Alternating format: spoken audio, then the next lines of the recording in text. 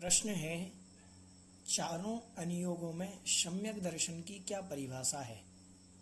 तो कहते हैं, प्रथमानुयोग में कहा है कि सच्चे देव, सच्चे शास्त्र, सच्चे गुरु पर श्रद्धान होने का नाम सम्यक दर्शन है। सच्चे देव जो 18 दोषों से रहित, वीतरागी, सर्वज्ञ और हितोपदेशी हैं, ऐसे वह सच्चे देव।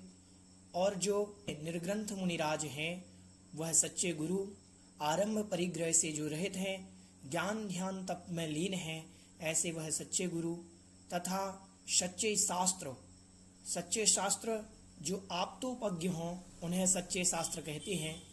तो सच्चे देव शास्त्र गुरु पर श्रद्धान करने का नाम प्रथमानुयोग की अपेक्षा सम्यक दर्शन है।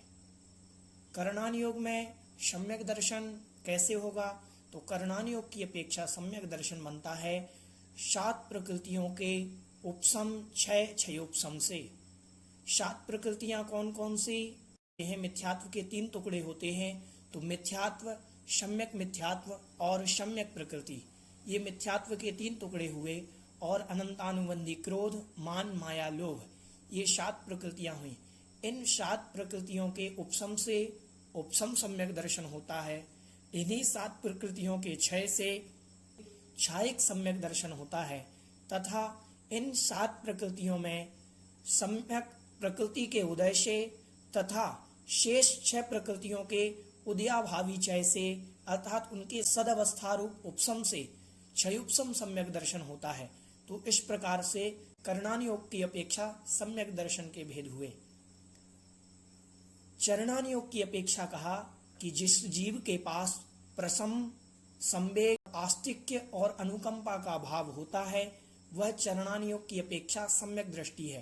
प्रशम मतलब शांत परिणामी, संवेग मतलब संसार से भयभीत और शरीर के प्रति वैराग्य का भाव, और आस्तिक्य मतलब जिनेंद्र भगवान के वचनों पर श्रद्धा होना, वह आस्तिक्यपना है।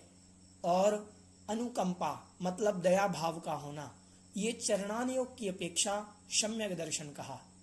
द्रव्यानुयोग की अपेक्षा सम्यक दर्शन किसे कहा। तो कहा 7 तत्वों पर श्रद्धान करना, वह द्रव्यानुयोग की अपेक्षा सम्यक दर्शन है।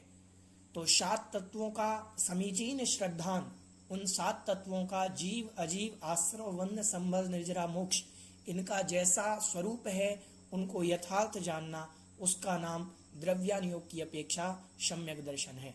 तो इस प्रकार से चारों अनुयोगों में सम्यक दर्शन की परिभाषा बतलाई गई। इस प्रकार से चारों अनुयोगों की अपेक्षा सम्यक दर्शन को जानना।